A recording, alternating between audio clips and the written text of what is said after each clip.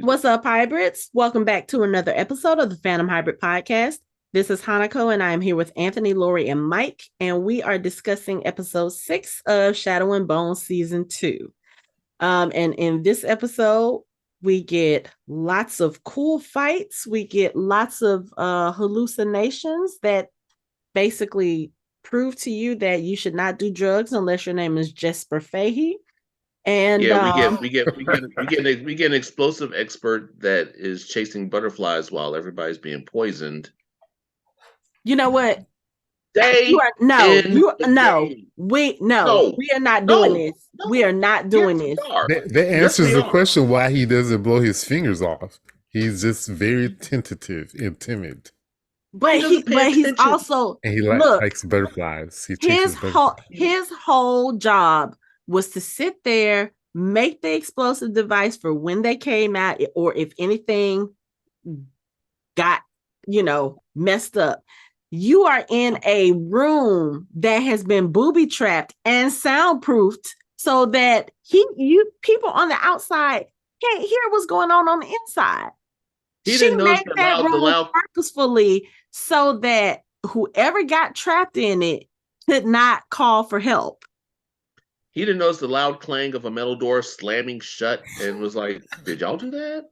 But they knew the butterflies and the flowers. No, but he knew that they already knew that the house was probably had some booby traps. They already knew that she had precautions in case somebody tried to come and steal a legendary blade.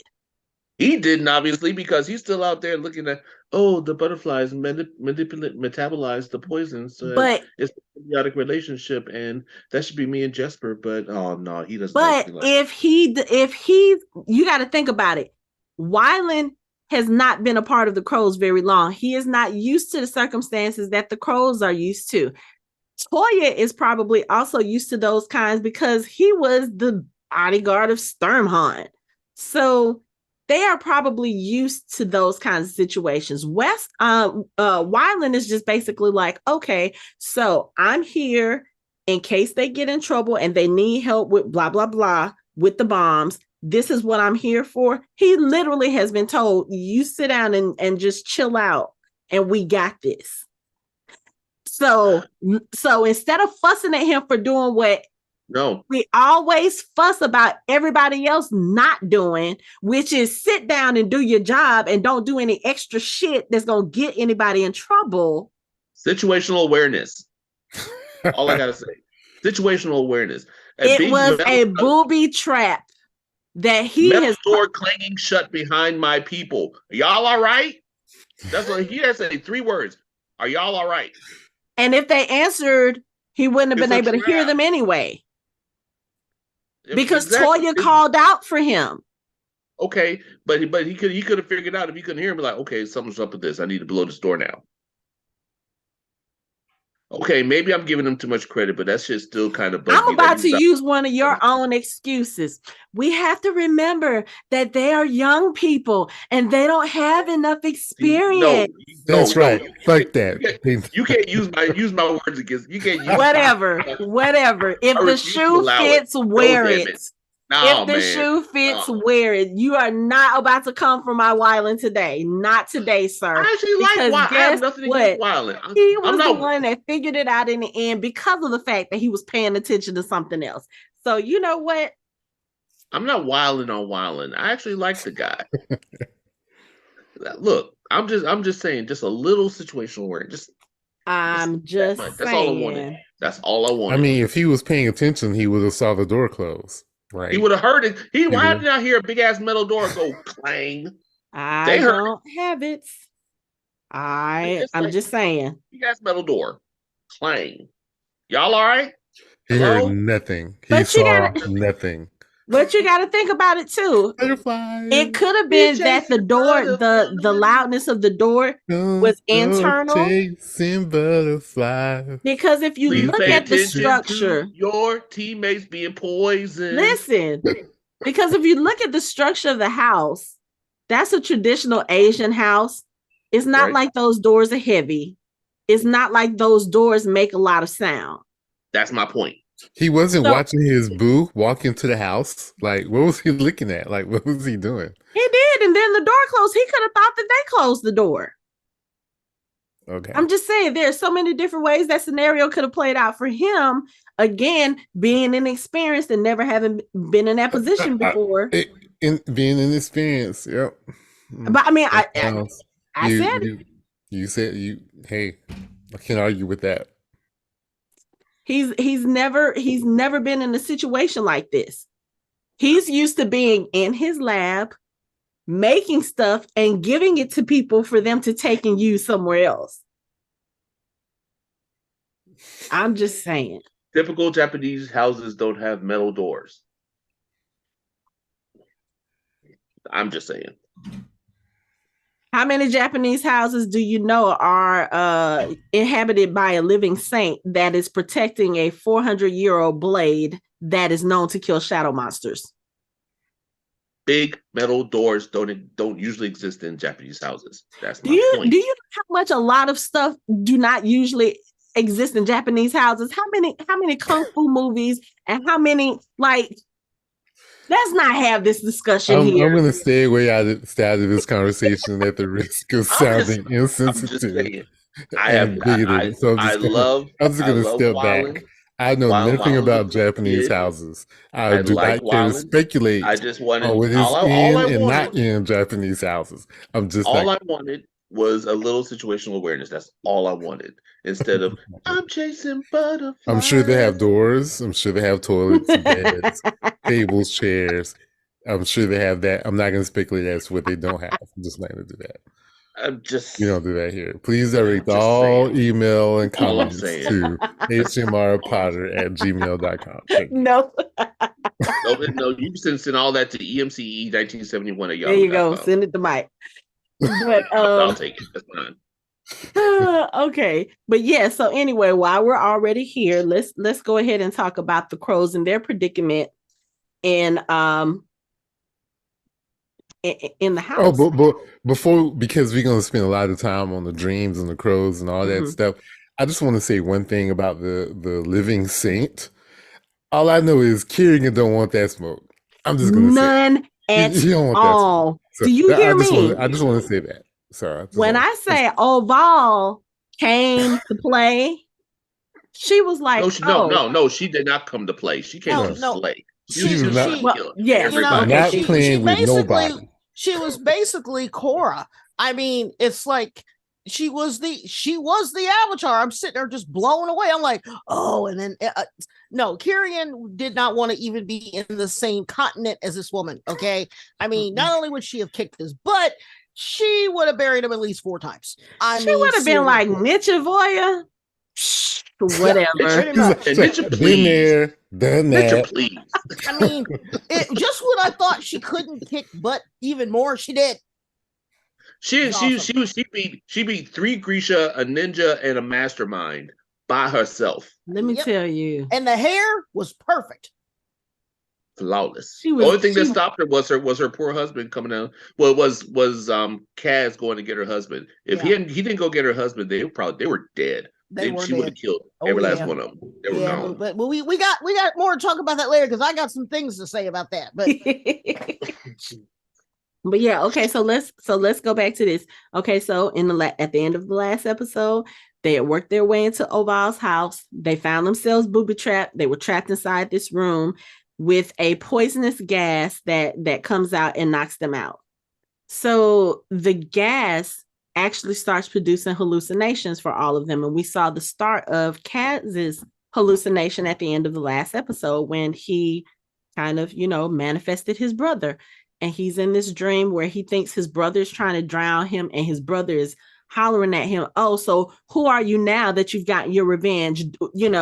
Basically saying now you have nothing left to live for. You have nothing left to be because this plan for revenge has been your identity for so long. It's been who you are. It's been what you were working towards. This was your goal. So who are you now? Did you think I was going to let you forget about all this now? And I tell y'all, I was so gross because every time that dude started, every time Jordy was forcefully speaking, he's just sitting there spitting on Kaz. And I'm just like, Oh, and y'all dripping. can. No. But he's sitting there. Kaz is again traumatized because he's looking at his brother. He's being drowned. He's being brought back up, and his brother's still fussing at him, and he's going through this. Toya has, I think, I don't want to say the least, I won't say least traumatic, but his seems so calm at first, his hallucination, because he's back on Sturmhorn's ship.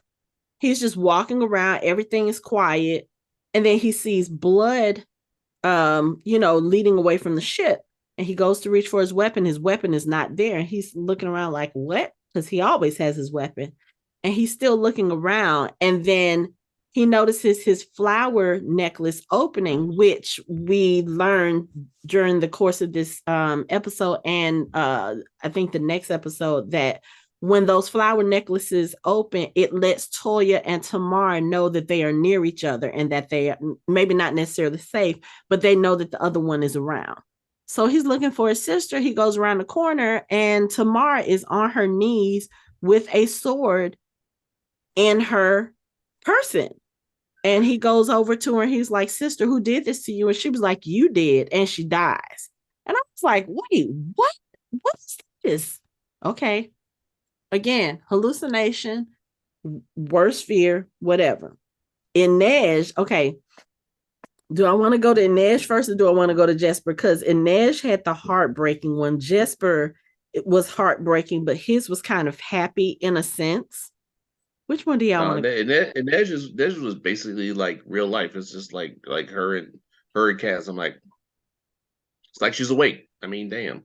It's the same damn thing. It wasn't. And because of the fact of how close she and Kaz were, how intimate that scene was, like Inej's scene is her and Kaz standing in front of a fire, and he tells her, he was like, don't go, stay with me. And she walks in front of him, and he slowly, y'all, I tell you, for there to be no sex, no physical touching in this scene, I was like, this is one of the most intimate scenes I have ever seen, period. He starts taking out her knives one by one, placing them on the mantle, then looking at her, and his looking at her is so intense the entire scene. But he looks like a completely different person in a sense. He's not that guarded Kaz. He still looks kind of hard, but he looks more vulnerable. He takes off his gloves, and Inej is just looking down like, what? And that's all she keeps doing is she's looking at him in his face, and then she'll look down every once in a while. She sees he's taking his gloves off. He reaches his hand towards her, and then he asks permission to touch her. And she says yes. He grabs her around the waist and pulls her close. And I was just like, are they finally going to kiss? And of course, I know this is a dream sequence, but at this moment, I really don't give a fuck. It's like, I'm about to finally see some Kaz and Inej action. Shut up, Anthony. I don't care about your laws reference. And she realized it. She realized it's like when she was like, oh, he's about to touch me, kiss me. Oh, wait a minute. What the fuck? She knew it as soon as she didn't get to that part yet.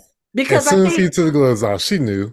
She knew, but I think she was hoping. She was hoping because he literally brings her close and their faces get right there. And she pulls back a little and she was like, this is not real. And he was like, we're here. This is us. We're here. They literally get to the point where their lips are like this.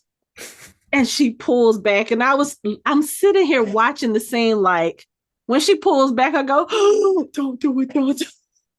Y'all, I was so fucking invested in this scene.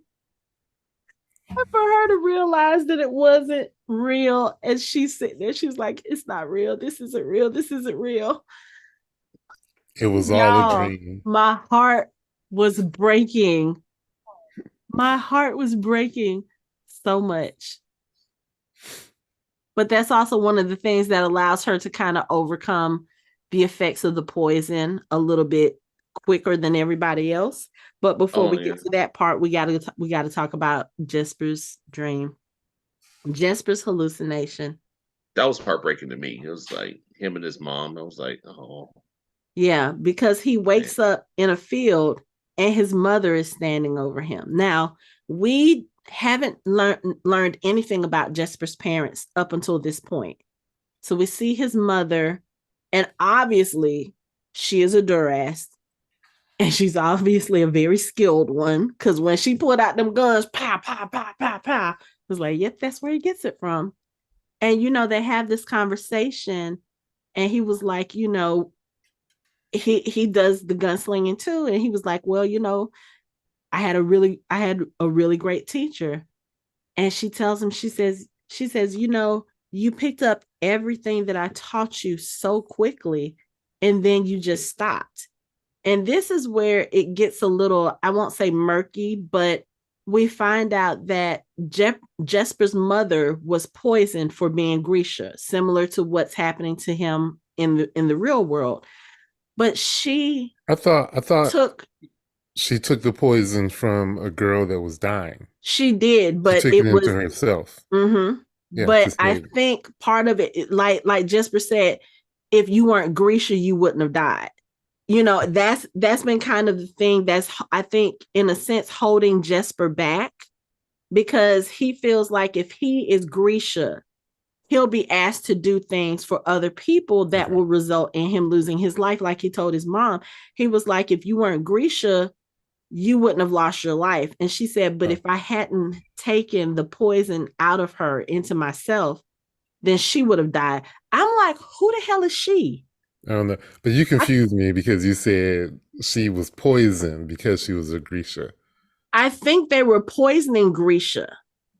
And that's why she was in whatever situation she was in. Was that in the book? No, I think they referenced it, but I'm not sure. I thought it was, that's just kind of the gist of what I got from her conversation, plus what No, it didn't sound like that. It's just like, I had to save her life, and I took the poison out of her, and if I hadn't, she would have died. But it's also what Jesper said to Wylan before he went in the house, when Wylan calls him out on being a Grisha. He was like, you're hiding the best part of you. Jesper says, you have no idea what being a Grisha has cost me. That kind of lets me know that something having to do with his parent or his mother being Grisha is the reason why she's no longer there. Think about it. As we've discussed and as we've seen throughout this series, Grisha have been hunted.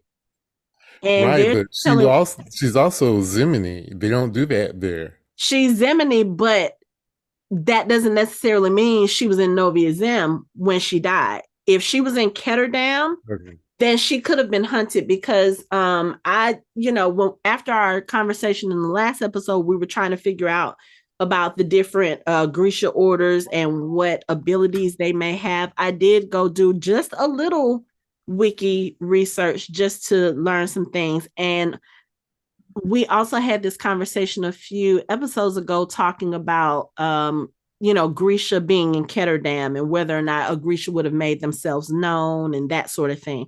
So Grisha and Ketterdam are sold as slaves. So I think that's one of the reasons why you don't hear or see a lot about Grisha there, except for the Heartrenders who are indentured because they've been sold as slaves. So if she had gone to Ketterdam, or if she was in Ketterdam, think about it. We don't know how Jesper ended up in Ketterdam. We know, or it could have just been a girl who got into something that she shouldn't have, and she happened to be a Durst around, and she took the poison out of her, and she died. Good, but I kind of inferred a little bit more just from the scenes that we've seen. Well, from what I've seen, it seems like that would be worse than if she was intentionally killed for him, because she saved the kid and he lost his mom because of what she did. So that would, to me, for him, that would be worse, because it wasn't like she was murdered or anything else. Unless there's something I missed, I don't give the impression that it was intentional. I just think she was saving someone and died. And, for him, that's kind of worse, because he seems to be avoiding helping people in that way because he doesn't want to die either. But not because someone intentionally poisoned her, because that was the case, they just poison all the rest because they'd all do it. Yeah, no. I'm not saying they like she was intentionally. It doesn't seem. It just doesn't seem that she was poisoned because she was a Grisha. It was just because she was a Grisha and she helped someone who was poisoned. She died. Could be, but I mean, I don't. I guess looking at this world and what we've known about it so far, I don't see why anybody would poison a regular little girl. It could have been an accident. She could have drank some bleach. I mean, little kids do things and eat stuff. You know, she could have eaten a flower. She could have eaten a berry that was poisoned. You know what I mean? It didn't have to be someone intentionally poisoned her. Yeah. So, but I know they talk about... he's an unreliable narrator too, because he was a kid when it happened, right? He was a child when it happened. So his whole perspective of the situation may be different. Yeah. Because remember, that's not actually her that he's talking to. It is his subconscious image of her. Or whatever. Yeah. So. Yeah. Or is it? No, but yeah, so I mean, I don't know. We don't learn a lot about Jesper's parents, of course, in the Shadow and Bone books, because the crows are not in the Shadow and Bone books.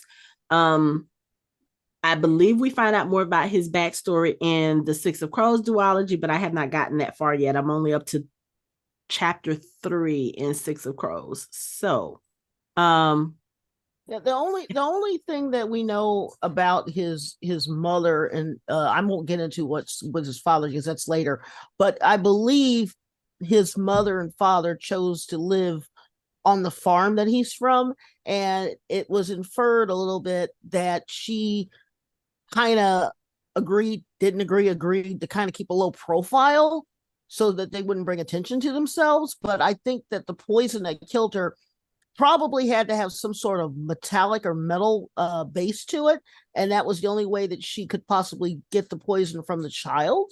So I don't think she died on purpose, meaning that she was poisoned or the kid was poisoned to poison her. I think she did it because she was sort of like a healer in their little area, and that was the only way that she could save the child. Okay. Yeah, so again, we don't really know that much about what happened to her as far as the show goes, but that was just kind of what I took from it, and then you took something completely different. So it'll be interesting to find out what the backstory is if we get a Six of Crows spinoff, fingers crossed.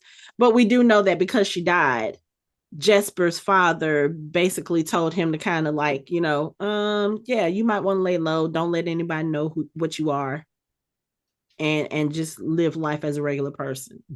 Which we see also, and I'm sorry, but Lori, the fabricators, like his mother, they do chemicals too, so it doesn't have to have a metal base. Oh, okay. Because remember, they have an umbrella, so she may have been really good at being a durist, but she probably also had some abilities as the alchemy as well. Oh, okay. Because they all fall in that same category. Okay. So yeah, I'm looking.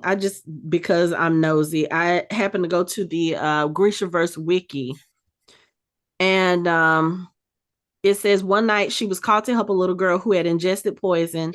A DT successfully drew the poison out using her power, but absorbed too much of the poison herself, slipped into unconsciousness, and later died. Jesper was 7 years old at the time. So yeah. Oh, and then it goes into the stuff about Jerdapurium. So I'm about to close that because I don't want to know anything else about that except for the stuff that I've slightly been spoiled about. But yeah. But anyway, so while Jesper is having this vision of his mother, she's basically at this point telling him that he needs to stop trying to be half a person. He needs to be his whole self. And he needs to embrace it, and he needs to accept it. Because as she says, she was like, you risk your life for your friends all the time. He was like, yeah, but they don't ask me to do it. And she was like, it doesn't matter. You're still doing it. And you're only giving half of yourself, and she basically apologizes for leaving him. And, it's one of those hallucinations that you kind of wish was real because it was so good. And I mean, even Jesper, when they finally do wake up from the poison, he was like, so yeah, I understand, we were trying to be killed and anything, but did anybody else have like a great hallucination? And everybody else is like, no. So like, nope. But so anyway, as we mentioned, Inej, she starts coming out of the poison a little bit more. Toya is affected, but not as much because he has slowed down his heartbeat as he felt the poison going into his body, so that it's taking a little bit longer to ingest for him. He does manage to call out for Wylan, and Wylan does hear him while he is out there examining the bush and the butterflies. But here's the other thing too, Michael. If he didn't know about those butterflies and about that bush and what they were there for, they would have all died. And it wouldn't have mattered what he did, bomb-wise or other. They would have been dead, because you see, when he realized something was wrong, he tried to open the door and couldn't open it. He tried to set off a bomb to open the door, and it didn't really do anything. So she obviously thought of all the bells and whistles. Again, what did she tell them in the last episode? She was like, yeah, I've dealt with criminals before and I know your type. So she was probably prepared for any type of scenario. Yeah, but he would have, while it's obvious that Wylan would have figured out what with the butterflies and the plants, he would have figured it out eventually as well.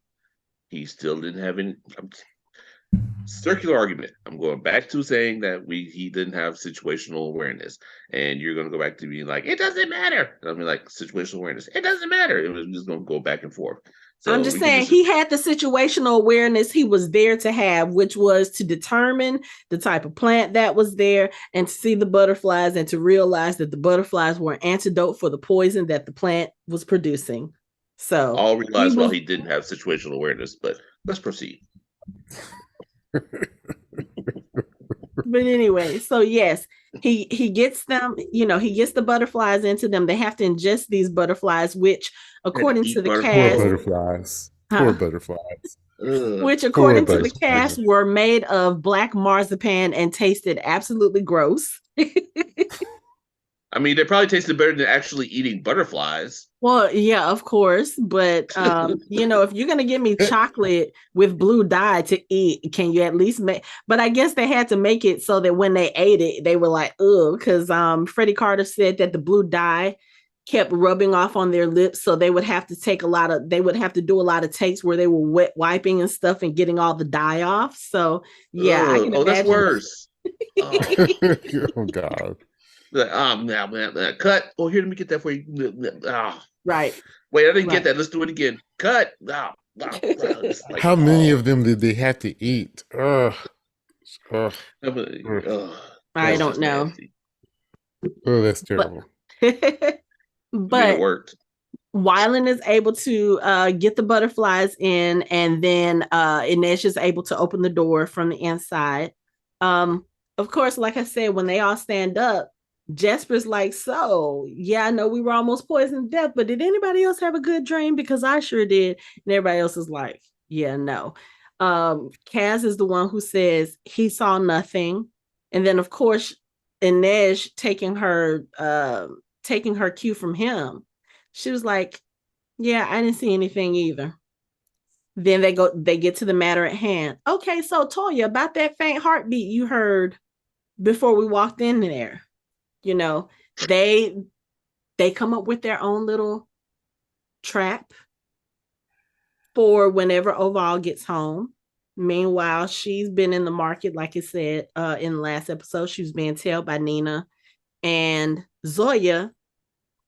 She got the drop on Nina, and then Zoya got the drop on her.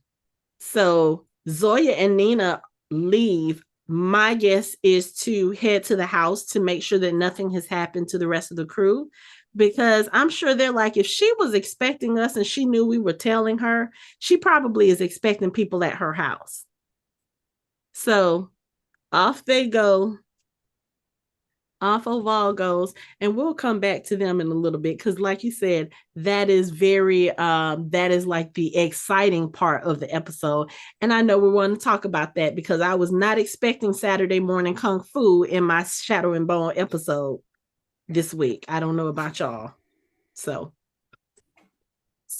let's go over to Mal and Alina and Baghra for a little bit.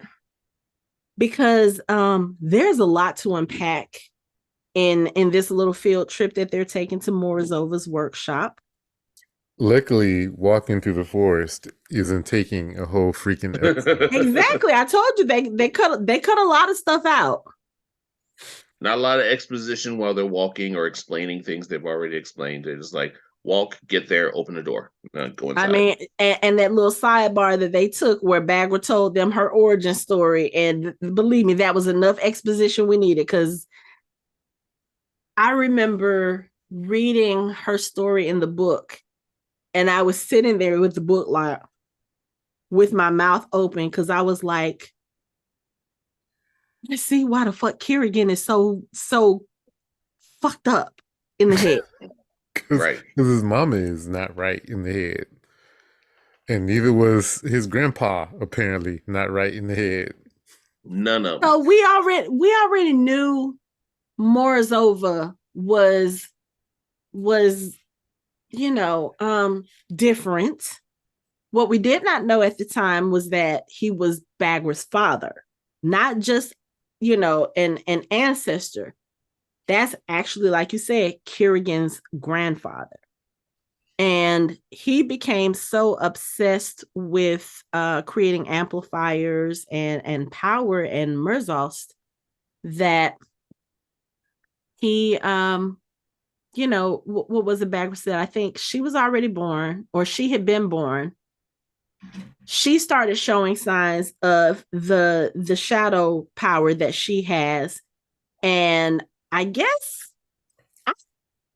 okay, this is the thing that confused me about Baghra's story, because the way she told the story, and I guess it does confuse me and it doesn't at the same time, because you have this one daughter who has this shadow power, and then you have another daughter who is an Atkats. You know what? I was practicing that word for 2 days. Anyway, daughter had no Grisha powers. Okay, the younger daughter, and from the way Baghra talked, it's like her father really didn't care for her, didn't pay attention to her. He doted on the little one, the one with no powers. Her mother also was not very kind to her, told her that she was, cursed or whatever the case was. I was like, okay, first of all, your parents are shit parents, because it's like, you have a father who's obsessed with Murzost, but he has no time for the daughter that actually has this power. What kind of sense does that make? I didn't understand that. But you have her telling this story about, this little figurine that she had, that she loved, that her dad had made her. And it was one of the things that she treasured, because it was, I guess for her kind of like, hey, this is an admission that he does care for me as a daughter, even though he treated her like shit. And the little sister broke it. And I think she said, there was 10 years between them. So she was 16 at the time. Little sister was 6. Your little sister breaks your toy, and you do the cut on her and break her body in 2. That's a bit fucking extreme.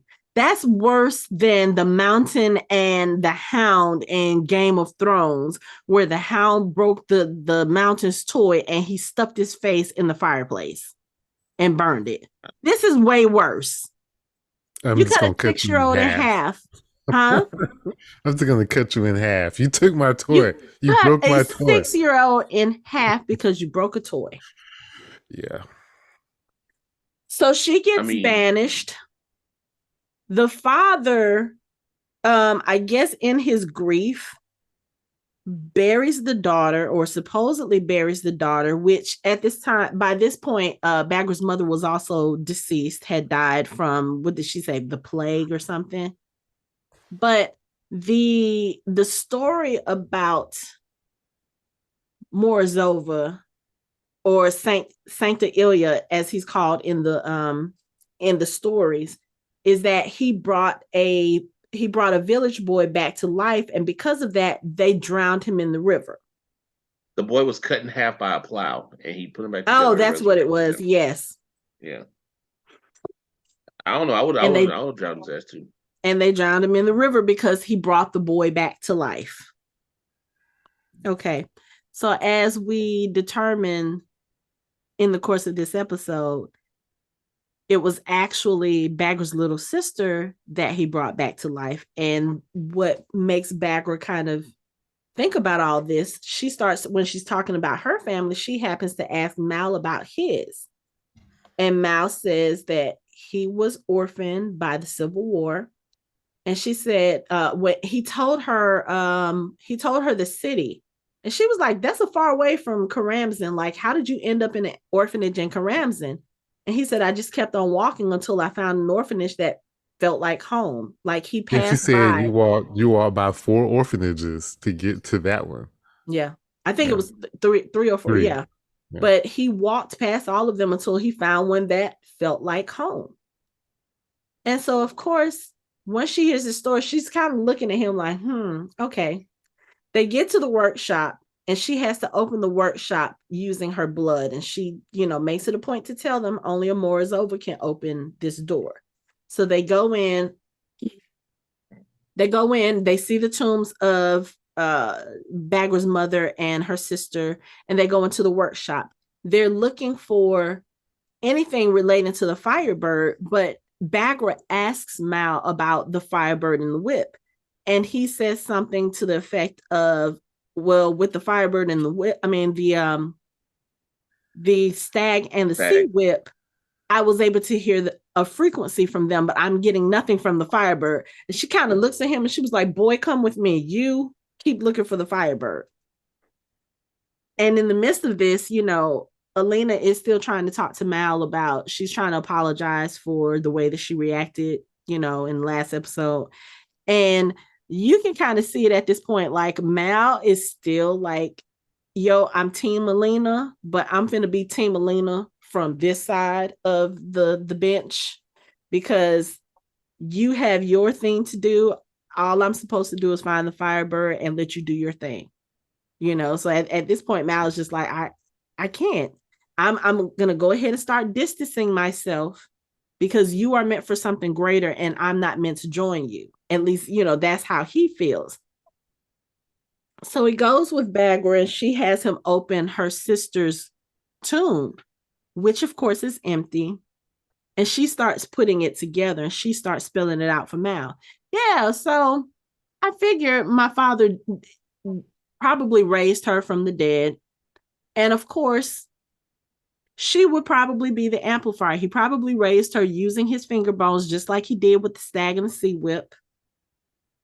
And yeah, so that amplification has been passed down through bloodlines, and it's probably you. She was like, how is it that you walked past 3 other orphanages until you found the one that felt like home?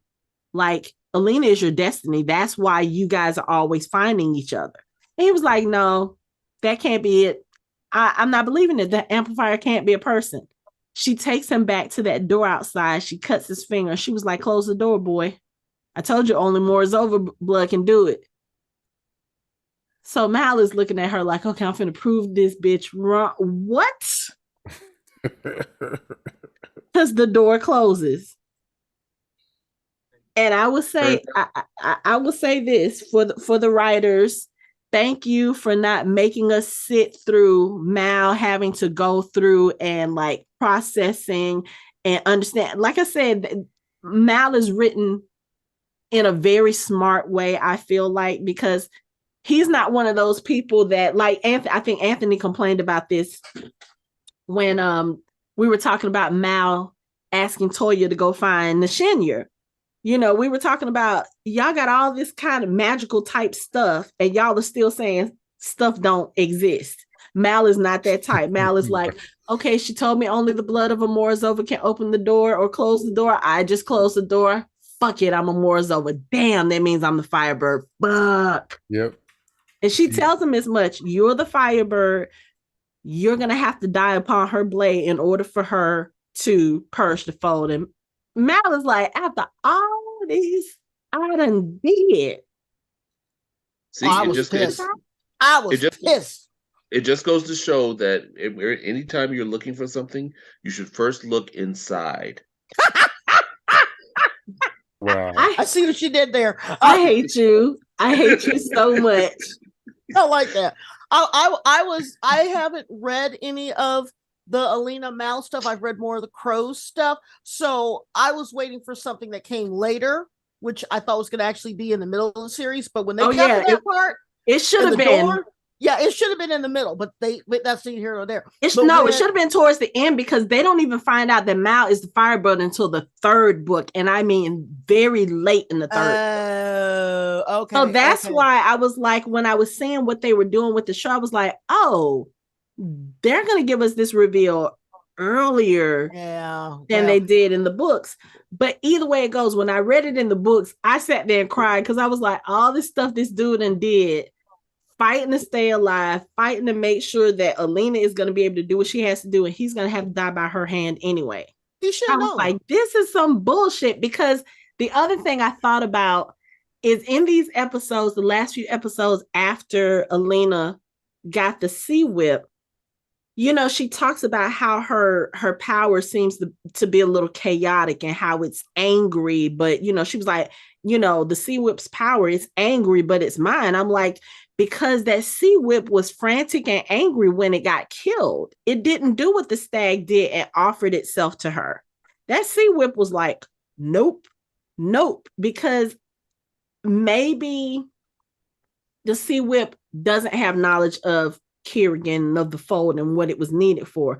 But that sea whip knew enough to know, okay, she trying to connect more than one amplifier. This is not a good thing. And then for it to see Mal and recognize Mal as the third amplifier, that sea whip was probably like, no, we're not doing this. We're not doing this. We're not doing another Morozova. We're not doing this. And that's why he was so angry and started killing folks. You think the sea whip is that sentient to be like, oh, she's trying to put all the amplifiers together? It's I mean, if you think about it, the sea whip probably sensed that she had the stag's antlers. Mal could sense the other two amplifiers, so why not the sea whip? And the sea whip knows that she has this. Like, I'm not going to let you get all three. I mean, what I'm saying is, you kill the stag, and now you're going to kill me. Because you already have the third amplifier with you. No, I was saying it wasn't thinking in terms of amplifiers. It was like, you have something that's like me already inside of you, so that means you're probably trying to get me too. I don't know.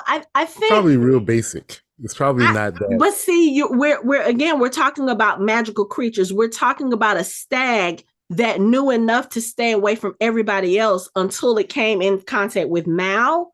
And until it came in contact with Alina. I think these amplifiers maybe have some type of self-awareness because of the way that they were brought to life.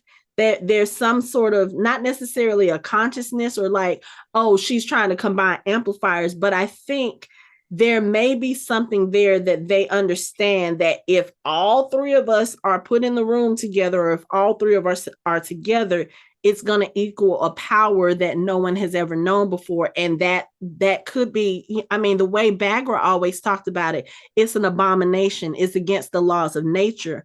Maybe those amplifiers are aware of that type of thing. You know what I'm saying? But the stag, it being that it gave itself up, I feel like it knew that Alina was pure and was going to use that for the right reasons, because I mean, think about it, all the other amplifiers that Morozova created, they were killed in order for the wearer to get the to get the amplifier and to get the power. Alina was probably the only one to approach it and say, no, I'm not going to kill it. Let me see what happens. You know what I'm saying? So I just feel like with them being magical beings, there's probably a sense of understanding, maybe not understanding in the cognitive way that we think, but maybe on the way that they think, that Sea Whip knew, okay, this is not a good idea. You know? Well, also, it's kind of like a ham and eggs thing. Like, chickens don't have to die to give you eggs, but pigs have to die to give you ham.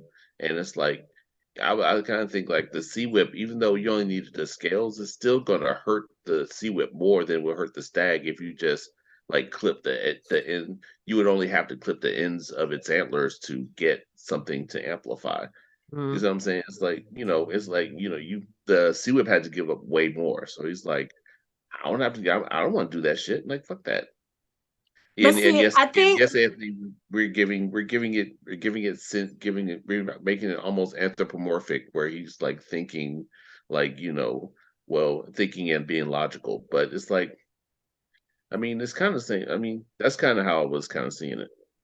Yeah, because see, the other thing that makes me think is if Kirigan had not shown up when he did, when Alina was, when she was with the stag, would the stag have been able to give her the amplifying powers without her having to have a piece of it within her? That's a question I've always had, because you could clearly see she was connecting with the stag. And we don't know what would have transpired had Kirigan not shown up. So that's just one of those things too that kind of made me, wonder about that. But again, like you said, she has the antlers embedded in her in her collarbone. So that Sea Whip was probably like, yeah, no. Mm-mm. And then, here's my last memories. I'm looking at another amplifier, because remember when the Sea Whip looked at Mal, when Alina got its last visions, Mal's face was glowing. And that's, I think that's when Alina started to suspect something about Mal, but I don't think she knew for sure until they walked out the workshop and he closed the door. It's weird. Like, you start looking at things that happened in the past, like from the very first episode when she first she first used her sun summoner powers. Mm-hmm. It's like, what was she doing? She was holding Mal's hand, and she was under stress, and her powers just came out. Mm-hmm. Like, he basically amplified her at that point. Mm-hmm. Like, you look around and you look like when she was like using her powers at first in the fold. And the only way she could control them was if Mal held her, mm-hmm. and she calmed down. It's like he was helping her by absorbing and helping her like focus her powers like an mm-hmm. amplifier. And mm-hmm. it's like you just keep looking around. You're just like, God. Yeah, it's kind of similar. It's kind of similar to what Kirigan was doing in a way, except that with Mal was not trying to take her power. He was trying to help her. And of course, he didn't know he was an amplifier, so he didn't realize he would have that effect on her. But Kirigan, once Kirigan was bonded with her, when she tried to use her power and he didn't want her to, he was able to pull the power back so that she couldn't use it. I mean, that was the whole reason she was trying to break the connection a couple of episodes ago, because Kirigan had control of her power. Well, Mal kind of sort of did too, except Mal didn't know what he was. She didn't either. And Mal was never trying to control her. It's just he saw his friend and, the love of his life, whatever. He saw her in distress. He saw her beginning to lose control. And he did the only thing he knew how, which was to go over and hold her. And it just happened to work. And now we know why. Yeah. It was all a dream. I mean, it's so crazy. Like, because it was almost like, to me, it was kind of like the reveal in The Sixth Sense, where he sees that he's the fucking ghost, and it's just like, what the fuck? And you like start flashing back and like to everything. Yeah.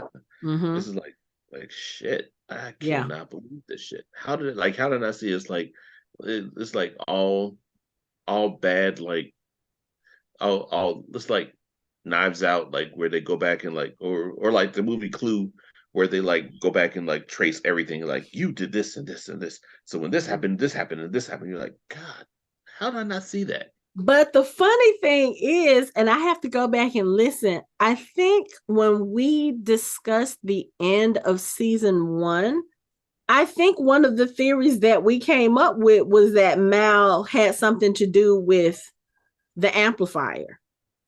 I think one of us discussed that, and that was before I read the books. So we were obviously paying some attention. I think we kind of thought that Mal was like a hidden Grisha, like, or he was like undercover Grisha, like Jesper. Like, yes, that's what it was. Yes. So no, he's a little bit more than that. I think I said he wasn't Grisha, but he may have been something else. Like you probably did. Different. I know that we did talk about that because we were like, it would make sense. Mm-hmm. Because like, at the time, I think we were watching maybe were we doing Wheel of Time? I think so. Because like we were talking about Perrin and how Perrin wasn't necessarily the dragon, but he would be something different. Mm-hmm. Not a werewolf because werewolves don't exist in that world. Werewolves don't exist. Motherfucker's a werewolf. I don't care. I was editing that episode yesterday, and Anthony said that like 4 times. He is not a werewolf. They don't exist in that world. Yeah, I don't care. So yeah, and I at think that rate, Professor Lupin is not a werewolf either. You know what? That's neither here nor there. Let's not get into Harry Potter. But yeah, I think you're right. I think we were watching the Wheel of Time when we were discussing that and what the fact that Mal could be something different. So yeah, he definitely is something different. All right. Completely different. And then while he and Baghra are sitting here, discussing the fact that they are actually family, here comes Kirigan, sneaking in on Alina, looking at what she's doing. And after he destroys the whole damn orphanage. Bastard. No, he hadn't destroyed the orphanage yet. He destroyed He didn't destroy the orphanage. He hasn't yet. destroyed the He destroyed the First Army's camp. The camp. Oh, that's what that was. Yes, that was the First Army's camp at Keramzin. The First Army was camped out in Keramzin. And he sent out a massive ass cut. And just the ground just disappeared below them. I was looking at that like, damn, son. So he comes to her while she's in the cave looking for information about the Firebird, and they go into this little astral plane, and he basically has her up against the wall. He has her by the throat, and he's doing his Kirigan bad guy monologue, and he's telling her that he has destroyed the First Army camp, and you're making this harder. All you have to do is do this. And, he's saying all this stuff.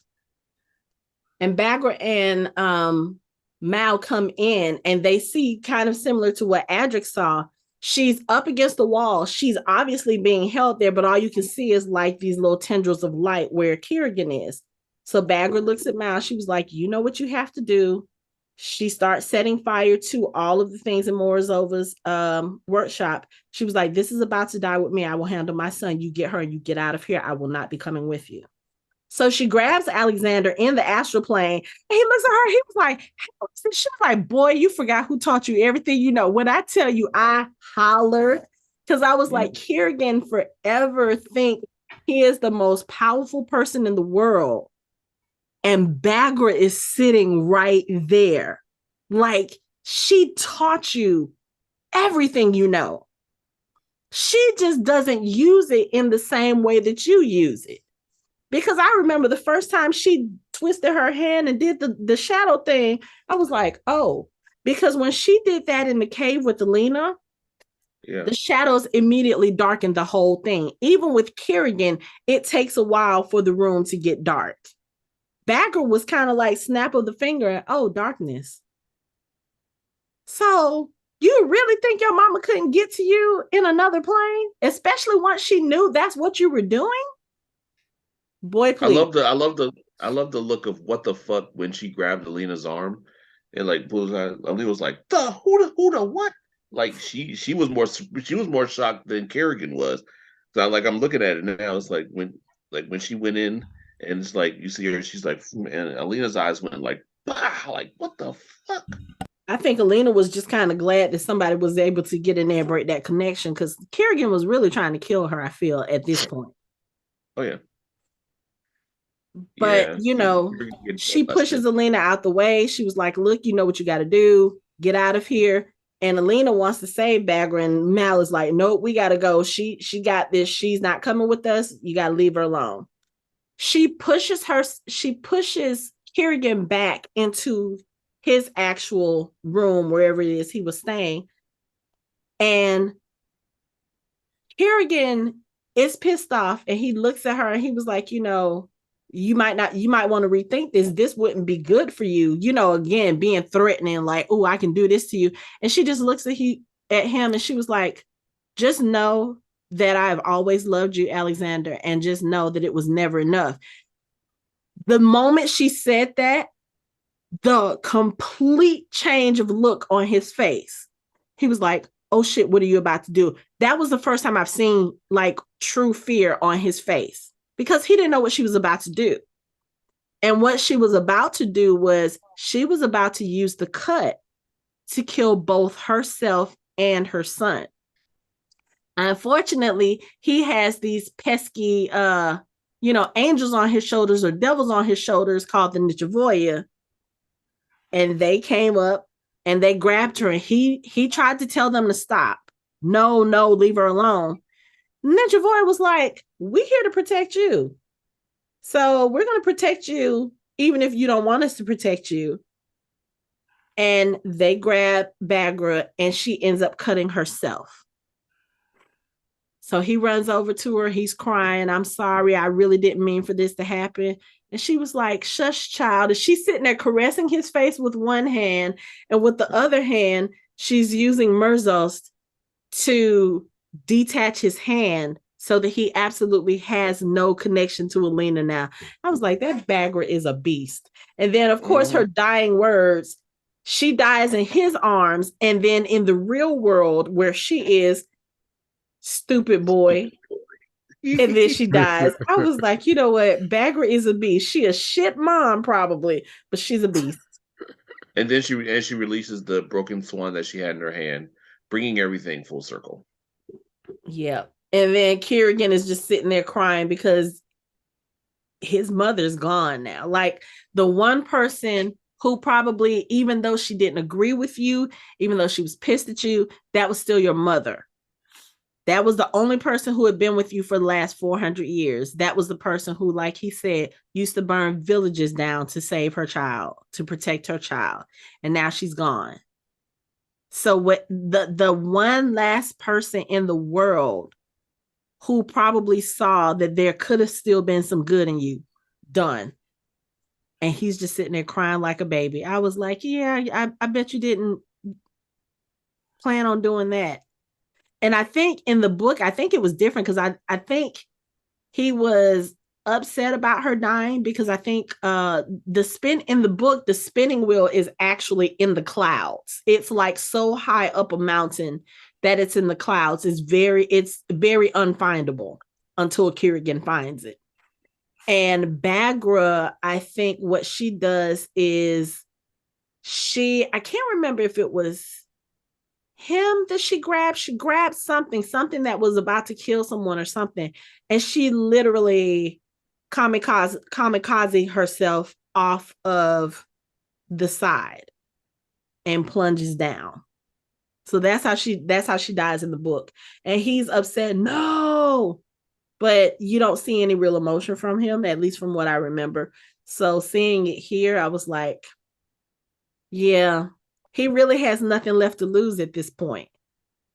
So I think her death just made him just a little more dangerous. And then now you also don't have a hand So your connection to Alina is now completely gone. You don't have anything left. But unfortunately, he sees her last visions when the other part of her finger bone is used in a, I don't know if I guess it was a metal hand. Just call it a prosthetic. Yeah, prosthetic. So they amplified the prosthetic for him and fused Baghra's bone dust with it. So when he gets the prosthetic, he sees her last memories just like you would with an animal amplifier. And of course, he sees that Mal is the Firebird. I was like, damn it. Can we just, for once, get one step up on him and just keep it? Because at this point, I don't even think Alina has realized it yet. I can't remember how it falls in the episode, but I don't think Alina knows yet for sure. She knows when they ran out of the cave that Mal had to close the door, and Baghra was very pointed in telling him, grab her, go, make sure you close the door on your way out. He turns around and closes the door, and Alina turns and looks at like, what the fuck? But of course, they're having to flee, so she doesn't really have time to think about it until they get back to base camp with King Nikolai, and they walk in the room, and she's sitting there trying to make small talk like, okay, yeah, so we're going to go find the amplifier, da-da-da. He was like, Alina. She was like, no, I always knew you could find the amplifier. You just had to set your mind to it. And she's doing all this nervous talking. I was like, yeah, she knows. She's trying not to know. She's trying not to know. And when he tells her, oh, that scene. Because like I said, at that point, she realizes, okay, you know what? I pushed too hard. Just like she tells Nikolai later, she was like, I pushed too hard, trying to find the amplifiers, trying to, save Ravka, trying to tear down the fold. Now it's not going to mean anything because I'm about to lose him. And I was just like, well, y'all kind of sort of were like, yeah, well, Alina's going to die in Mal's arms. Well, it looks like it's going to have to be the other way around. The other way around. I was like, and that sucks because, again, Mal don't deserve none of this shit. None of it. She don't deserve Mal. She don't deserve Mal. She doesn't. I will say that I like Alina as a character, but she does not deserve Mal. He deserves better. Yeah, whatever. Zoya, on the other hand. Zoya don't know. Nina, on the other hand. Well, Nina got her man. Nina is all about Matthias. That's it. That's Mal. We'll talk about that later. But yeah, that scene. Okay, so as much as I sit here and argue, yeah, because I'm sitting here I'm editing our discussion on episode 5, and I'm sitting here laughing because I'm in the same conversation talking about the same scene. And on the one hand, I'm fussing Alina out because of how she treated Mal when he came back. But at the same time, I'm defending her because I'm like, she's in this unique position where she's just kind of in between a rock and a hard place.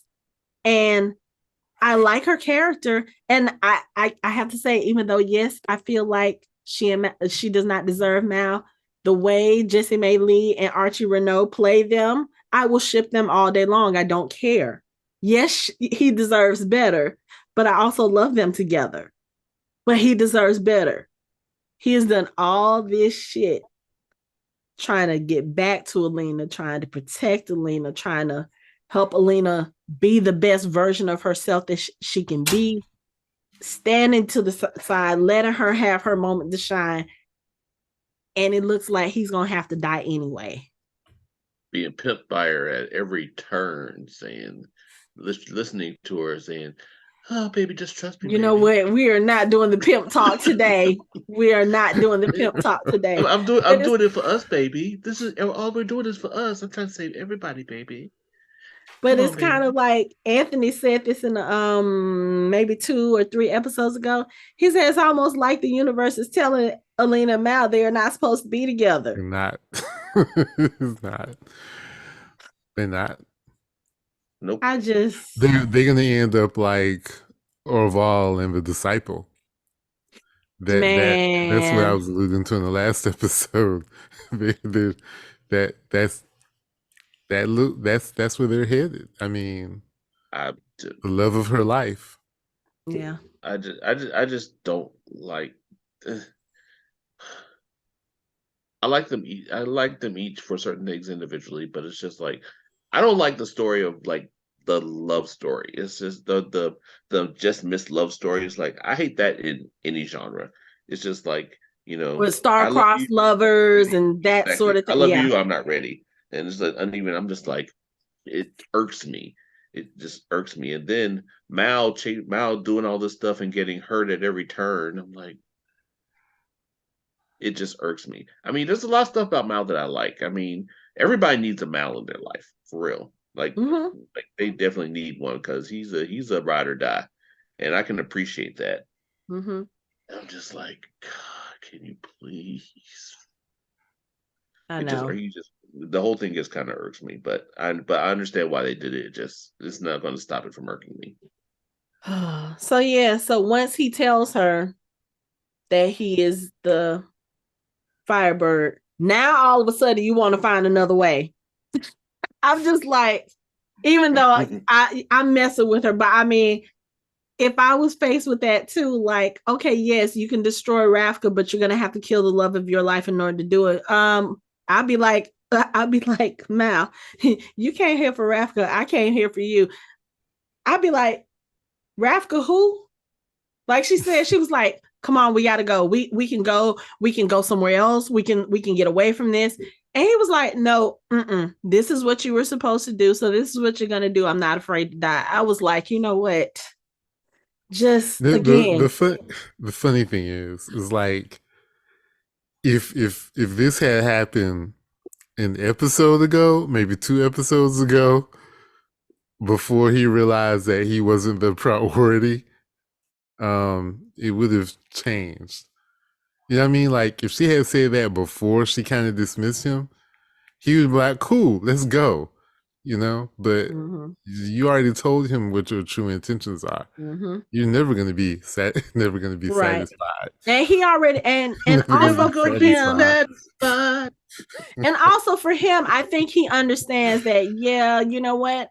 As much as I would like to just go away and live my life with her, he knows that she will never be at peace. No, she won't. And I think too for him, he may not either, because if they leave and go somewhere, that means Kirigan is still going to be alive.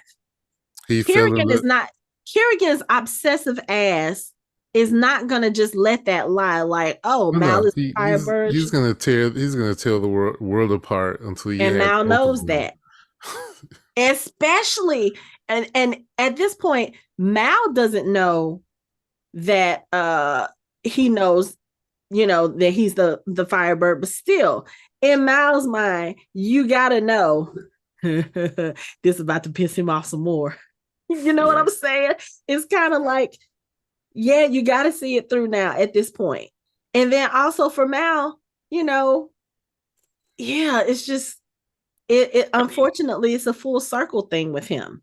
All of this for them started with the foe. If Alina had not gotten on that skiff with him at the very beginning, if she had stayed behind like she was supposed to, and Mal had gone on that boat, he may have died. He may have come back, but none of this would be going on. But she probably would have ended up dying anyway, because they don't really play on this a lot in the show. But one of the things about Alina in the books, her not using her Grisha powers, she was very weak. She was very sickly all the time. And they make references to it here in the series. I think in the first episode. And then she also said something to Baghra when she was talking about, Kirigan was the one who showed me what I am, that I'm not just some stick from Keramzin. That was supposed to be, a reference to her physical attributes, because Alina was weak. She was, sickly. And that was, even though, yes, she protected Mal also took care of her. And one of the reasons for that was because she didn't use her Grisha power. And it's just like, I think, Anthony, you and I discussed this a few episodes ago, when you don't use your magic in Harry Potter. You have this obscurial, and it causes issues, at least in the Harry Potter world. It causes severe mental illness and some other things. Well, here, if you don't use your Grisha powers, you eventually weaken and can die. Yeah, this in the Wheel of Time. If you can channel and you don't channel, bad things can happen to you. It's just one of those things where I know it's quote unquote fate, it's quote unquote destiny. Fate and destiny suck. They suck. They suck. Because my boy deserves more than that. I will say it till the cows come home. Mal deserves more than that. I don't believe in fate. We make our own fate.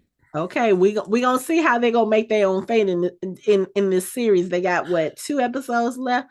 We're gonna see how they do that. But in the words of Kyle Reese, we make our own fate. All right, Mike, you got your screen name up. Let's talk about these crouching crows and hidden disables.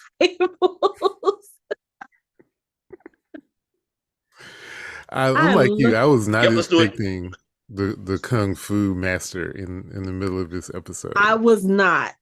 I was pleasantly surprised, and I was here for it. Like when she showed up and Inej dropped down behind her, and she, like, it was the clinking of Inej's knife against one of her buttons that made Ohval hear her. She turned around and did that kick, and Inej went flying. And she turned around to go after Inej, and all the rest of them who were faking like they were poisoned, they get up. She comes out into that courtroom. Inej starts throwing knives, and she does the kung fu flip in the air. I said, oh, wait, hold up. I had to pause my TV. I had to go get me something to drink and something to snack on. I sat back down on the couch. I said, I was not ready for that shit, but let's go. Click. I made popcorn. I opened up the good Snoop Dogg wine. I went and I found my Matrix t-shirt and put it on. She did not. I was on and popping. The 19 crimes. She went and got it. I got the good stuff. Pop it like it's hot. Pop it like it's hot. Man. We got Airbender mixed with Matrix, mixed with old school Saturday morning kung fu. It was awesome. Let me tell you, she starts fighting Inej, and okay, Inej is my girl, but she was getting her ass whooped. Then Jesper comes in with the guns, and she starts bending the guns. I was like, oh, she's the Durast. Okay, this got way more interesting. She's fighting Toya. She's fighting Inej. She's fighting Jesper. She's fighting them all. Come on. Man, she was getting it. Then they finally, like, she gets all 3 of them down on the ground. You think that's it. Then here comes a blast. Wylan has used the bomb. Here comes Nina. Here comes Zoya. I was like, oh, this is really about to be good. I mean, she's flipping knives. Like Toya throws his sword, Inej throws her knives. She does this move here, and the knives and everything, they flips over and it goes back towards them. Jesper was like, yo, that ain't cool. Yo, she was blood. I mean, she took the knives off of Inej. Yes. Like, she literally sucked the knives, like literally took the knives from her and threw them at her. I was like, bruh. Y'all, Inej, you got on weight. You're going to have to figure something out because you got on way too much metal to be messing around in the Grisha world. You're gonna have to figure something out. Your knife maker is gonna have to get you some different knives made out of a different material. Something's gonna have to happen. Something. But she was metal bending. That's what I was like, oh, it's on now. And like I said, when she started blood bending, I think I lost it. I think I stood up for the rest of the episode. So technically, it wasn't blood bending. It was blood bending. She was bending the metal. She was bending the metal the iron the blood. The iron in the blood. Not the Avatar 101. Blood bending is bending the water in the blood. That's not the same thing. Well, I'm saying she was an all around Avatar, saint, whatever. She was Avatar. Yeah. So she has Jesper. She threw something around Jesper's neck. He's choking. It was a necklace, I think. Was it his necklace? Yeah. Okay. No, it was something from her hair. It was it was from her hair. Oh yeah, that's right. That's right. She did. Okay, yes. Toya is on the ground, gasping for breath. She's got Inej on the ground. She's about to sink a knife into Inej's neck. And I'm sitting here like, I know Inej doesn't die, but still, this is pretty goddamn close. They all have plot armor, so I wasn't worried. I know, but still. And that's when, Toya, he stops. He's like, Ohval, take me. Leave her alone, take me. And she was like, oh, that's okay. I'm about to take all of y'all. And Jesper, okay, Anthony, I know Jesper and his jokes get on your nerves, but you gotta appreciate the fact that he can still try to be comical while he's fighting for his life. He's sitting there with the thing, talking like, come on, little rabbit, because that's what his mother called him, little rabbit. He's sitting there trying to bend the necklace to get it off of him. And Toya is still pleading with her. This is only about Nishinyar. That's all we want. And she was like, your actions say otherwise. You was the one who tried to poison us. Okay, like, first of all, how are the actions very nicely about the blade at lunch? Right. So what is he talking about? He's like, we really actually just came and asked you about the blade. That's really what they did. They asked nicely about. She's like, well, you're bandits and thieves. And he's like, well, we're not bandits. Okay, we're thieves. But at least we came to you and asked you about the knife, and we'll pay you whatever. Yeah. Sword. But at this point, she doesn't know that. Point, at this point, she doesn't know that Cass has her husband.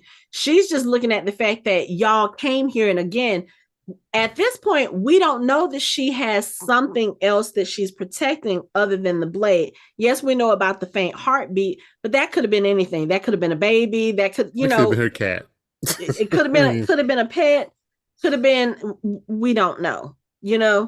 But as she's struggling to kill Inej, that's when the bomb goes off. That's when Zoya and Nina come to the rescue, and they're slightly successful for a minute, a quick minute, because Ohval realizes all of 10-15 seconds. Because she realizes they have on rings and they have on jewelry. And again, y'all need to start finding some alternate means of whatever, because this shit ain't gonna work if y'all go up against another Duras. Mm-hmm. Well, it depends on how good the Duras is. Because this is true. Well, I mean, because like with her, it doesn't matter if you have on any metal or not. You got iron in your blood, and she's gonna get that too. So just don't wear jewelry. Good luck with that. Just don't wear jewelry. Seriously. With her, it didn't matter. Well, that's true. Yeah, it didn't matter with her. Yeah, but that's why I say it depends on how good the Duras is. So. Mm-hmm. But she's sitting there. She's trying to she's trying to kill them. She's using everything in her power. She was like, yeah, so, what's interesting about the human body? There's trace amounts of metal in it. Yeah, y'all fucked up now. Then all of a sudden you hear, old man, there she is, my girl. And she immediately stops and her whole demeanor changes. Because Cass has found her husband, who is the disciple. Always got to find the weakness. You do. And, her husband obviously is suffering from some sort of, maybe not clearly dementia, but he doesn't quite have all his faculties, it seems like it's the early stages of dementia. Yeah. But I don't know. Now it seems more like, I mean, early to mid, because it's like he was still zoning like in and out of the conversation they were having. It's like, but he still remembered enough to know, he knew who she was. Yeah. But he was kind of oblivious as to what was happening. Mm-hmm. But he was clearly aware of who she was in their relationship. Mm-hmm. Yeah, no, that's dementia. My grandmother had it. That's dementia. That's dementia all day long. Yeah. But when she hears his voice, she immediately stops and her whole face changes. She was like, damn, they got the one thing that could get to me. And she, she's very sweet at that point. She was like, yes, I know, dear. I was about to invite them in for some tea. And, she turns around to them. She was like, he's not a part of this. They were like, you made him a part of this. Like, all we wanted was the blade. That's all. And then she's just like, she's saying, like, I kind of threw it to you, like, if anything happens to him, I'll kill every last one of you. Like, just as pleasant, like, just. Can I back up 30 seconds? Can I back up one little tiny point? Uh-huh. When she has Toya, when she has and Toya's there, he says, no, not her. That's when you realize that he's in love with her. With Inej? Yes. I don't. Because I don't think he would have said that for anyone else in the party, like he said it that way. I'm reaching? I mean, maybe there may be an attraction there, but to say that he's in love with her, I think that's overreaching. Okay. Yeah. Or maybe it's just that he felt protective of her. They went and got the crows for this mission. And Nash could have been back home in Ketterdam doing whatever. True. So maybe in a sense he felt protective, or he felt responsible, and he was like, no, don't kill her, take me. If you have to have blood, take mine. So yeah, I don't think I think at this point that's reaching. You could kind of tell when they were praying that he kind of saw something in her. Like there's interest there, but I don't know if it's like outright, oh my God, like, Melina levels of obsession. Yeah. It's hard because every time Toya is talking to a single lady, he's spitting poetry. So, but it's not just single women. He spouts poetry to everybody. He does. Who knows where his interests lie? This is true. This is true. But like I said before, he really is one of those people that just loves poetry. So, he's a poet. They find beauty in everything. So, but anyway, going back to the scene at the house. So they mentioned the blade, and Ohval's husband starts talking about one of the museums. He was like, yeah, it was in the museum. The support beams are under the second, each second, whatever he was talking about, and then he says, it's important to know the secrets of a place. So yeah, he was a masterful thief in his youth. And he stole the blade for her, and that was supposed to be his last job. And then he says, well, technically, I wasn't stealing it because she was the one that made the blade. And she was like, damn. Because you can't even really tell him to shut up. You can't tell him to not say anything. And that's when they realize that she is the original saint who created the blade. Sancta Nayar. That was her name. She was the one who created the blade to fight the unkillable army 400 years ago. And of course, Toya, well, actually all the Grisha and even Jesper and Wylan, they all bow down in reverence to her like, oh my God, we're in the presence of another living saint. Like, you got to think at some point, all of these people, well, maybe not the Grisha, but like Jesper, well, technically Jesper's Grisha, but Jesper has been part of the Crows. So you got to think Jesper Inej, Wylan, they're like, what in the world did we do that we know not just one, but two living saints? Well, Wylan doesn't know Alina yet, but they're like, we know two living saints now. In what lifetime does this happen to someone? Yeah, even though that second saint just tried to kill you. But, you know, she was protecting her husband. And one of the things that she says is she talks about him being the love of her life. And Kaz is, you know, Kaz is Mr. Negative, Mr. Cynic, you know, talking about how loving someone is a weakness. And she was like, that's not a weakness. He's my strength. She was like, that's my universe. And of course, everybody else is like, oh, this is lovely.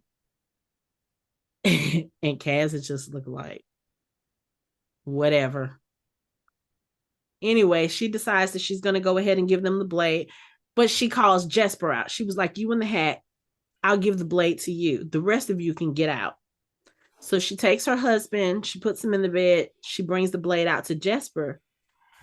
And she looks at him and she was like, you're a Durass. Wait, stop. Jesper goes, is that a dead body? It's my first husband. Yeah. Oh, no, that's my first husband. We're not going to skate by that. We're not skating by the fact that she turned her husband into an end table. No, we're not skating by that shit. Hell no. You can't skate by that. We have to. You said it was a bad marriage, so. Right. He was a terrible husband. Good end table. Good end table. Okay. All right. Continue. That was funny. But yeah, so she gives the blade to Jesper. And you know, while she's getting it out, she tells him, she was like, you're a Durast. A pretty poor Durast. And he was like, yeah. She was like, there were so many different things you could have done to stop me. Right. You could have came at me with your coat buttons, your boot buckles. And then she brings out Nishinyr. Foreshadowing. I'm sorry. And she pulls it out and he looks at it. He was like, yep, I got some catching up to do. Because can you imagine if Jesper gets to that level? Think he's a badass now. Yeah. But I mean, yeah, it's like it's kind of that's one thing about this show is that they're like kind of heavy-handed, but not necessarily heavy-handed with stuff that they put in there. And it's like, you know, I mean, her telling him that, you know, you should use your buttons. I'm like, okay, that's not going to come up later. But I mean, it's something that, I mean, if you think about it, makes sense. Because I think we've seen some of the other Durasts do that in the first season. But again, Jesper stopped his training when his mother died. So he doesn't know how to do all of that as well. So like he said, he has a lot of catching up to do. And when he talks... I was going to say, in my little bit of research, though, they said that they didn't really use the Duras in the military. Like, they weren't soldiers or whatever. So that didn't come until way later. Yeah. But, you know, he thanks her about the poison. He was like, look, I know you were trying to kill us, but thank you. And what did she tell him? She says, life doesn't often give second choices. And it would be a shame to waste the talent of any Duras. And, you know, she was like, so do catch up. Jesper's like, okay, yeah. He walks out and he gives them the sword. And then he goes to Wylan because Wylan is walking off and he goes over to him. He was like, look, what did Wylan say? Wylan said, did you get it? And Jesper's like, yeah, I got it. And I got it. Meaning I got the sword, but I got something else too. I don't want to live my life hiding who I am anymore. He was like, for a whole bunch of reasons. And one of them is you.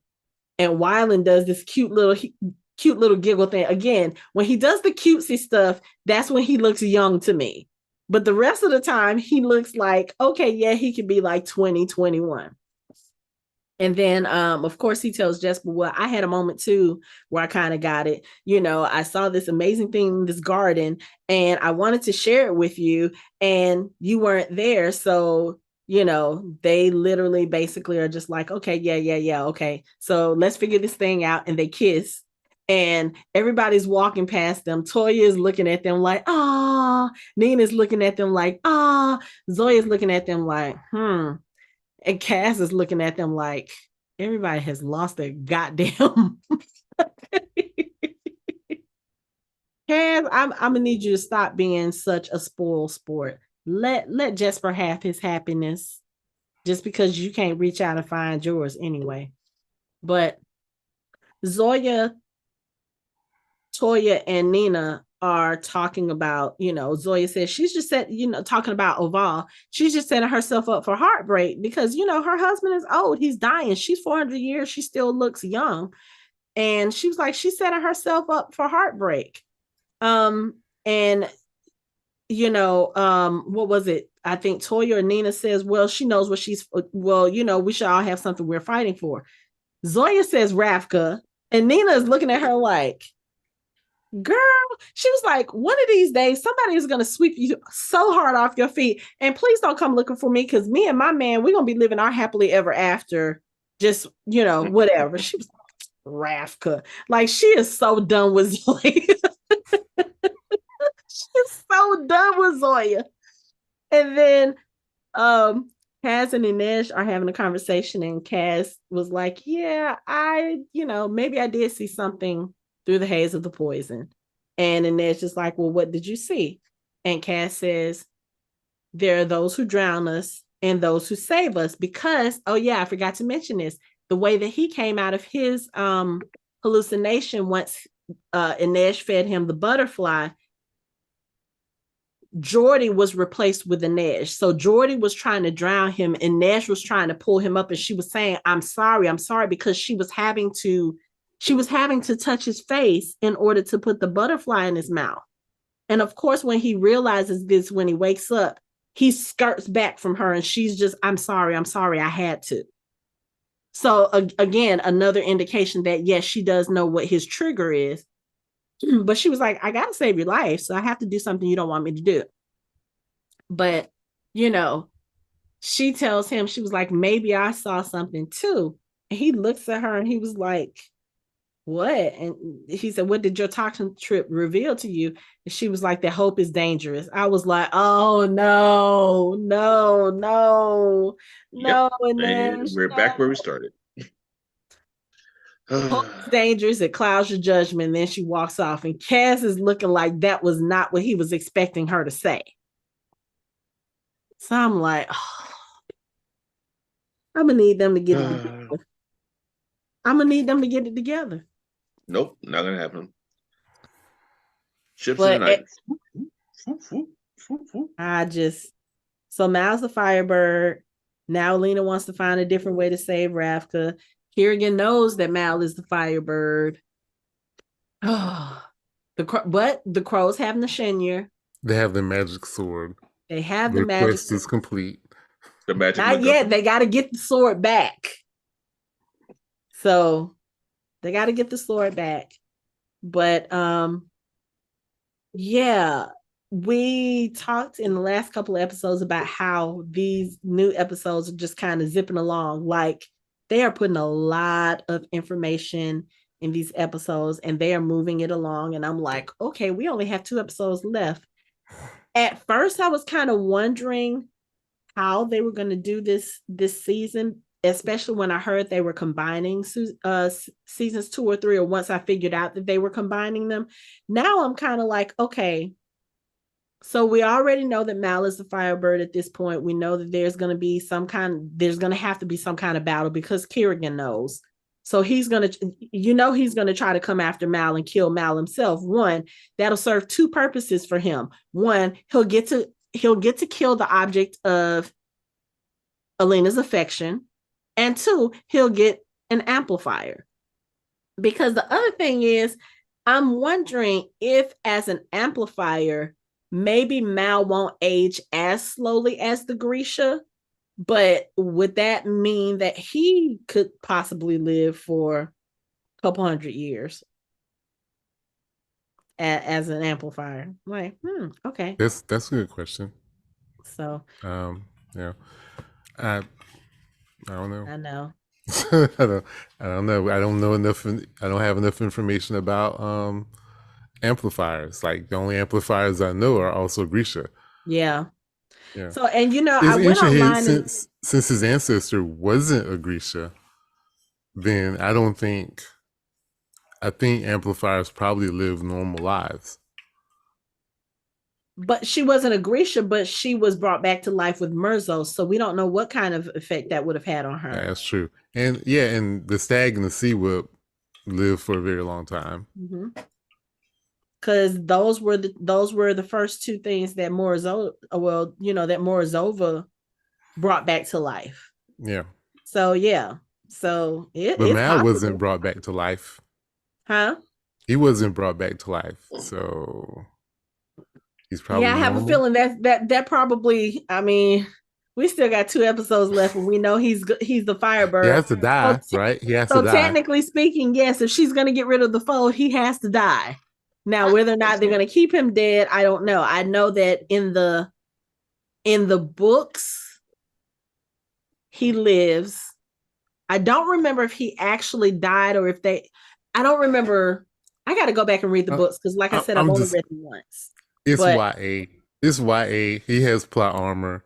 He dies. He's gonna come back. He and Alina are gonna get married, and they're gonna have little Morozova kids, and then she's gonna die in his arms. Well, I got a question because it seems like I understand maybe 70% of the whole thing, but my question is, Baghra made this reference to the small sciences. Somebody want to remind me again what exactly that is? Small science is manipulating things that already exist, are. But that's not Grisha. Yes. The Grisha use what the Grisha do. Science. They use small science. So they can't create anything. They take what's already there. So like the tide makers, they don't create the water. They pull the water from the particles in the air. And that's what they use. The same with fire, the same with the earth, the same with the metals. They take things that are already there and they manipulate them to their will. Magic in this world is where you create something out of nothing.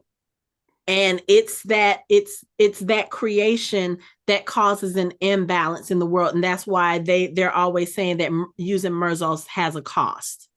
Because you have dedicated Murzol users or no? Kirigan. He's the only one. And Baghra? Well, Baghra. Baghra's not Murzos. So she saw what it did to her father. So just Kirigan. Just Kirigan. And he only got it from looking at Morozova's journals, right? Yeah.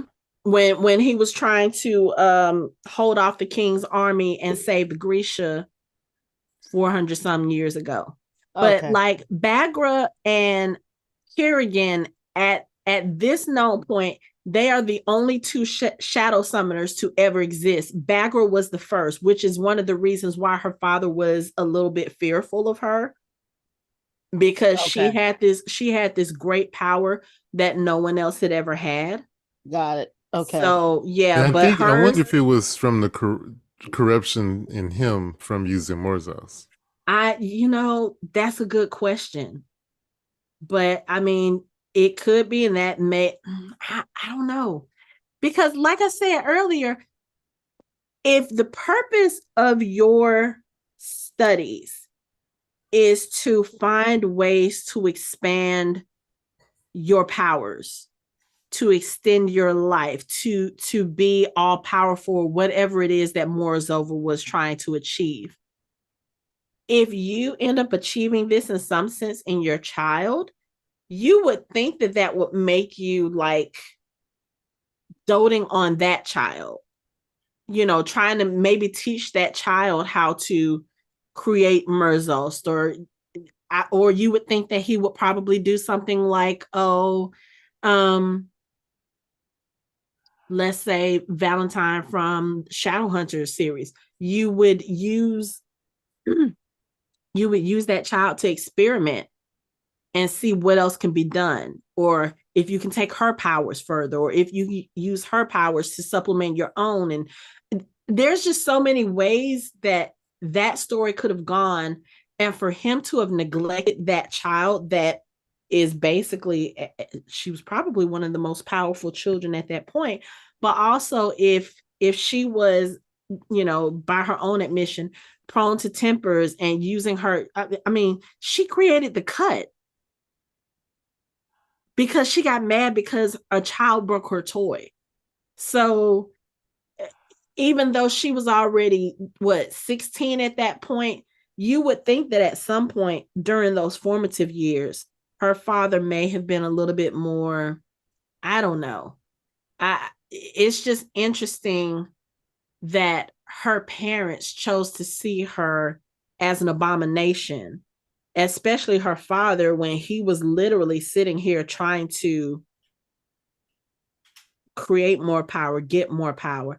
I don't know. I would really like to read a backstory on Morozova and Baghra's story to just see how that played out, because I find that so interesting. Like, yes, I can understand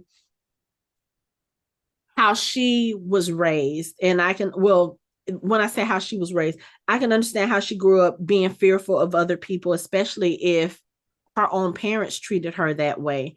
And then for her son to have the same powers that she has, he was probably hunted too. I mean, he made reference the woman who burned down villages to save her child. So we know Baghra was, I won't necessarily say she was a bad person, but she did have some she did make some bad decisions, especially with her sister. And I mean, even Alina was like, what did she say? My mother called me an abomination. And Alina said she was wrong. She was like, she was right, child. Haven't you been listening? I don't know if I would call Baghra an abomination, because I feel like if her parents had treated her differently, then maybe she would have been differently. And then maybe as an effect, Alexander would have been different. I don't know. I'm speculating. I think Morozova had corrupted himself and passed that corruption along to her. And I think that's why she calls herself an abomination. Yeah. Well, she never called herself. Her parents called her an abomination. Her parents called her that, yeah. Yeah. So, but I don't know. You would think it almost sounds like she admits that she loved her son. We know that she protected her son, but it doesn't sound like she was a loving parent to him. That's totally different. Loving your child and being a loving parent, that's two totally different things. And one of the things that he says at the end when Vladimir is trying to figure out where to place the amplifier dust, he was like, where would you like me to fuse it? He says, she always led me around by my wrist when I was a child. Now she can do it for eternity. And that's where they end up putting the and Michael's like, yeah. But that was so dramatic. He was like, now she can do it for the rest of my life. Here. Yeah. Attach it. Yeah, but I mean, just from the little snippets we got from him during the course of the series, it doesn't sound like she was necessarily a loving mother towards him, not in the way that he probably needed. I think her mistake is that she probably was first and foremost worried about protecting him and, teaching him to defend himself against people who would come for him. And she probably realized too late, maybe if I had infused just a little bit of love in there, he might not be as screwed up as he is now. But, she probably realized that like 400 years too late. Because who knows how old Baghra was if Alexander is 400 years old. Probably more than 400 years old. 400 years is how long the fold has been up, I think. So, and he can't be the only child she had either. she had to have if she's been alive that long, she has to have had more kids. Maybe not. Maybe she had Alexander and saw what he was, and she was like, nope, not Yeah, she did the internal cut of her tubes like nope. Or maybe you know what? Or maybe whoever she had him with was like, nope, no more children, no. Because I mean, we never hear anything about Alexander's father. So we don't know if he was Grisha too, or if he was whatever. Yeah. There's just so much about that backstory that we don't know. And I don't know if we'll ever find that out. Maybe they'll put it in the show, but I mean, at this point, I don't think it would make sense now. Baghra's gone. So I don't know. But we have 2 episodes left. This season went by so quick. Mm-hmm. And I mean, I know they release all the episodes at the same time, but still it's like the story is moving by so quick. And I'm just like, I feel like they could have given us a few extra episodes. I wouldn't have been mad. But I mean, we'll see what they do with these last 2 episodes.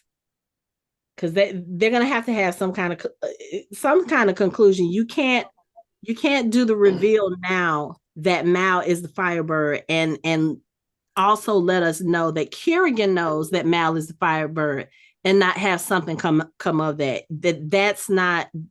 This story is not going to go into a 3rd season. They're going to end whatever this part of the story is in season 2. And then depending on how they end season 2, especially with what they do or don't include for the rest of the books, I could probably sit here and speculate on what season 3 would be like if there's going to be a season 3. And then also, we already know that there is talk of a Six of Crows spinoff. We don't know if we're getting it. We don't even know if we're getting a Shadow and Bone season 3 yet because they haven't said anything, but they have some room to play around because this Grishaverse universe has 3 different series attached to it. It has the Shadow and Bone series. It has the Six of Crows duology. And then it has a King of Scars duology. And I'll give y'all a little bit more information of that one once we get finished with the season because it deals with another character in the season, but what happens to that character hasn't happened yet. That would cause him to go into King of Scars. And I don't know if they're going to do that yet this season or if that's going to be something next season. So we'll talk a little bit more about that at the end of episode 8 and just do some speculation. But Anthony, so I have to ask, because at the beginning of season 2, you was not really enthused about coming back into Shadow and Bone. So how are you feeling about it now? Just curious. It's again, it has gotten proportionally better the further along we've gone. Mm-hmm. So episodes 1 through 4 were a struggle. Things started picking up in episode 5. Okay. And so 5 and 6 are pretty good episodes. So okay. Yeah, I mean, I feel much better about it now. I mean, it still has a lot of issues, but it's actually pretty good. The pacing and the editing have gotten really good. The writing, so much better. Yeah. It's like the writers finally hit sort of like a stride at weaving everything together. Yeah. And I know that had to be a monumental task. You're talking 2 totally different sets of characters with totally separate stories and having to merge them into a show and making it so that everything fits, and you're taking pieces of one set of characters' story and giving it to other characters. So I know that was probably daunting for the first season. Like I said, having read the Shadow and Bone books, I think they did a really good job. But of course, if you don't have any background with the books, I can see where you might be like, I don't know. Yeah, because watching that first season was like watching 2 different shows at the same time. Yeah. Up until towards the end of the first season when you start getting the characters meeting together. Yeah. And you can see clearly a much better effort at trying to get everything connected and making everything together. So yeah. So okay. All right. Anybody have any final thoughts on episode 6? It was go ahead. Sorry. It was almost a near perfect episode of fantasy television.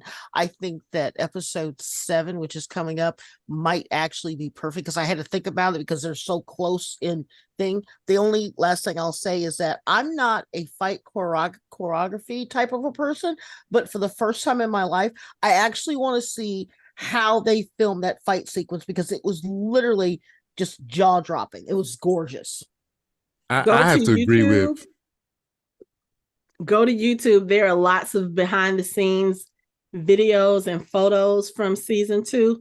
And some of them are jaw dropping. Some of them will have you laughing. But like I said last week, going down the YouTube rabbit hole, watching this cast and watching all the stuff for this show, it just makes me fall in love with the show even more. But I'm sorry, Anthony, I didn't mean to cut you off. It's fine. I agree with Lori because I like a good quest, especially if it's for a magic sword. Right.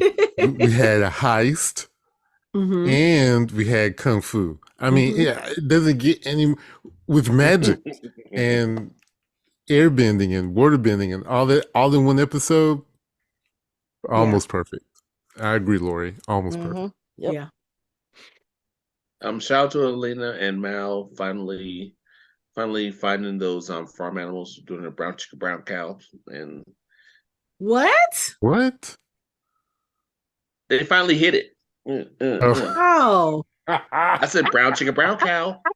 I see. I'm the only one saying what you forgot. No, because you were mumbling, so we were trying to figure out like what? My bad. But yeah, I'm like, okay, fine. Like, I'm fine. I'm glad they got to consummate, even though they were like, I don't want to lose you. I want to have to kill you. Like, nothing like finding out the love of your life has to die by your hand to make you finally be like, oh, take me, I'm yours. Bang, bang. But I mean, let's be real though. They really haven't had much time to do any of that. That's I guess that's one of the one of the consequences of having to save the world. So. Privateers. Right. I'm sorry. Yes, there is a distinction. You're exactly right. I apologize. Shout out to Jenya finally for being helpful and hearing that girl's arm, and I think she really needed to do that. That kind of gave her a little bit of a light to be able to help somebody like her and David when they were introduced to the other troops. I think when First Army met the Second Army. Yeah. I think that really helped them like be like, okay, we can be accepted and we can actually be helpful. So I think especially for Jenya, I think Jenya needed that more than David did because she was in such a state from like getting her face torn up and everything else, and from hiding from like everything that she went through to finally be able to help and to be appreciated is really good for her. Right. Yeah. She's doing something other than being the Queen's tailor. So yeah. And the King's plaything. Well, we're not even gonna mention that piece of trash. But I wouldn't mind seeing Nikolai's best friend a little bit more in these episodes. What's his name? Dimitrov? Yeah. I wouldn't mind seeing him a little bit. Big burly man with beard. I mean, I have a type.